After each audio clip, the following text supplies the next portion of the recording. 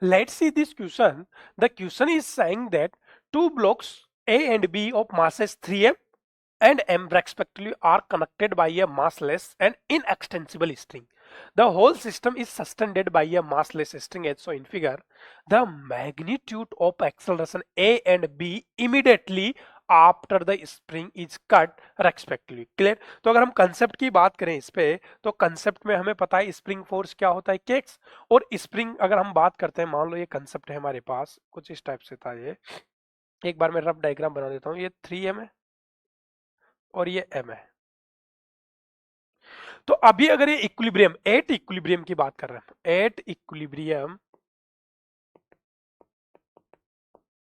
तो मैं अगर थोड़ी देर के लिए इन दोनों को एक सिस्टम मान लूं, तो नीचे की तरफ कितना लग रहा होगा, 4mg। तो ये spring force FS, spring force या स्प्रिंग रीडिंग ऊपर की तरफ होगी, और 4 इक्विलिब्रियम में एफएस इक्वल टू 4mg होगा क्या? क्लियर? अब अगर हम जस्ट कट कर देते हैं इसको, तो तुरंत वो स्प्रिंग फोर्स कम नहीं होगा, क्योंकि spring force F equal to K X होता है। तो एक्स डिस्प्लेसमेंट कम होने में कुछ टाइम टेकिंग प्रोसेस है क्या ये? तो इसलिए एकदम से जैसे ही हमने स्प्रिंग को कट किया, ऐसे तुरंत स्प्रिंग फोर्स चेंज नहीं होगा। जैसे ही कट किया तो स्प्रिंग फोर्स की वैल्यू कितनी रहेगी, F equal to K x ही रहेगी। वो क्या होगा, धीरे धीरे एक्स जैसे जैसे कम होगा, स्प्रिंग फोर्स की वैल्यू कम होगी। Clear?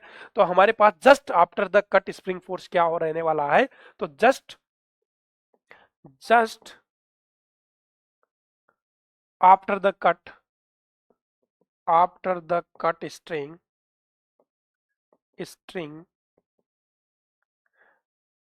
spring force remains same. Spring force remains same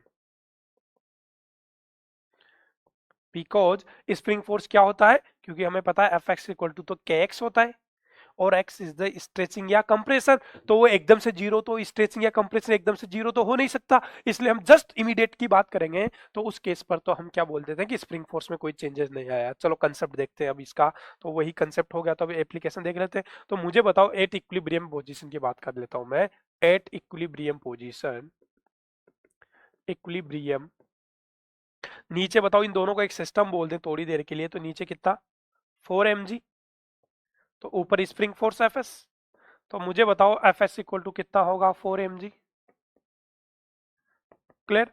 अब जैसे ही आफ्टर कट द स्ट्रिंग, हमने जैसे ही आफ्टर कट स्ट्रिंग किया, तो ये एफबीडी बना रहा हूं मैं इस ए ब्लॉक का, तो ऊपर तो अभी भी एफ एस बन रहा है, बट जैसे ही इसको कट कर दिया हमने, तो ये बी ब्लॉक है जिसका मास एम है, ये तो नीचे जाएगा फ्री फॉल। तो इसका एक्सेलरेशन तो जैसे after the cut, after cut string,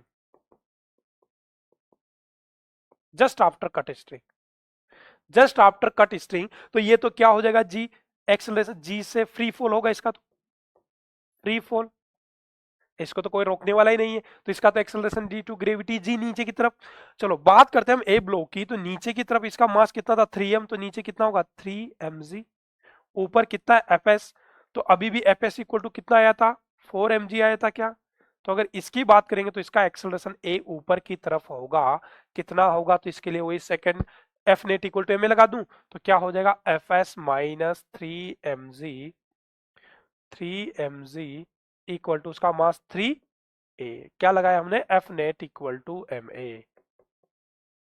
चलो तो एफ एस की 4mg माइनस 3mg, तो 4mg minus 3mg equal to 3a। तो यहां से a की वैल्यू कितनी आ गई हमारे पास, 3ma, 3ma। क्लियर? तो 3ma, m से m कट गया, तो यहाँ पर a की वैल्यू कितनी आ जाएगी, g/3, और डायरेक्शन किधर आएगी, अपवर्ड, अपवर्ड। क्लियर? तो मुझे बताओ, ए ब्लॉक का एक्सेलरेशन तो कहां पर हमसे क्या पूछा गया था, then the acceleration of A and B immediately. तो ए ब्लॉक का तो g/3 अपवर्ड डायरेक्शन में, और बी ब्लॉक का g डाउनवर्ड डायरेक्शन में। ये किधर है, फ्री फॉल मतलब डाउनवर्ड डायरेक्शन, डाउनवर्ड डायरेक्शन। तो कौन सा ऑप्शन दिख रहा है, g/3 कोमा जी। तो ए का तो कितना था, g/3 अपवर्ड, और जी, तो option D is the correct answer. Clear? Option D is the correct answer.